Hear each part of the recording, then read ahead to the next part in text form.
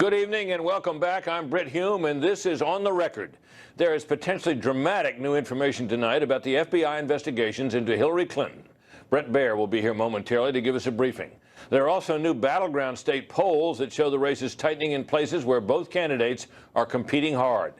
Let's first look at the state of the race nationally. The Real Clear Politics average of polls shows Clinton leading Donald Trump by 1.7 points in a two-way race, 1.9 points in a four-way race.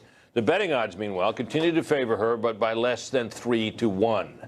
These numbers represent the closest the race has been since Donald Trump inched ahead by a point back in late July. We'll take a deeper look at those polls shortly, but first let's find out more about what my colleague Bret Baier has learned about the FBI, the Justice Department, and the investigation of the Clinton Foundation. Bret, good evening. Hey, Britt. Bring me up to date. Well, first of all, just ran right over from the studio. Appreciate that. Yeah, well. Here's the deal. We talked to two separate sources with intimate knowledge of what's going on with these FBI investigations. A couple of things. One, the Clinton Foundation investigation is far more expansive than anybody has reported, I think, so far. Yeah, because remember, Comey last July basically wouldn't comment on it, and we kind of believed for a long time there wasn't much of a Clinton Foundation. Right, and that was basically about Washington's influence in that. Several offices separately were doing their own investigations. That's one. Two, remember the immunity deal that supposedly Cheryl Mills and Heather Samuelson, two top aides for Hillary Clinton, got from the Justice Department, in which it was believed that the laptops that they had, after a narrow review for classification emails, were going to be destroyed by the FBI.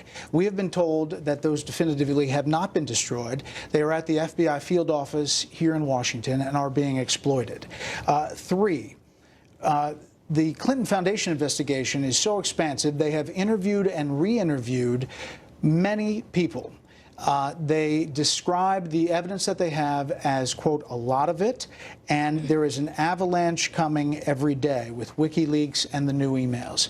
They are, quote, actively and aggressively pursuing this case. Remember, the Foundation case is about the pay for play, the allegations of Secretary Clinton. Yeah, people made contributions to the Clinton Foundation, and because of that, they were able to extract attention, at least, and not, if not more, from the State Department. Do I have that right? Exactly. So they are taking the new information, and some of them are going back to interview people for the third time. As opposed to what has been written about the Clinton Foundation investigation, it is expansive. The classified investigation is being run by the National Security Division of the FBI. They are currently, as Catherine Herridge has reported, combing through Anthony Weiner's laptop, and they are having some success, in other words, finding what they believe to be new emails, not duplicates, that have been transported, if you will, emailed through the server, right. Hillary Clinton's server.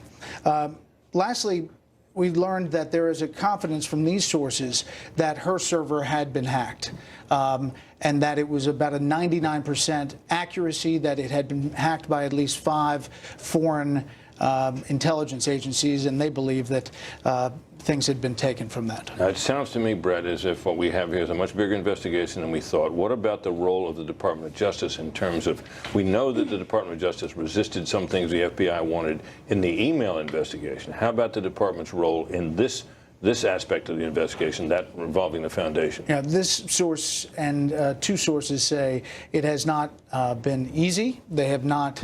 It has not been a smooth process. They believe that they are moving forward effectively now, but there has been some angst about Attorney General Loretta Lynch and what she has done or not done. She obviously did not impanel or go to a grand jury at the beginning.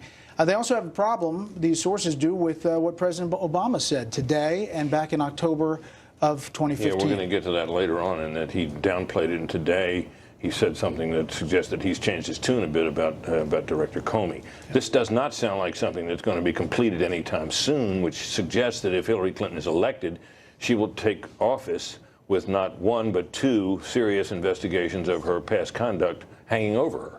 Definitely. And I pressed again and again on this very issue. And these sources said, yes, the investigations will continue. There's a lot of evidence.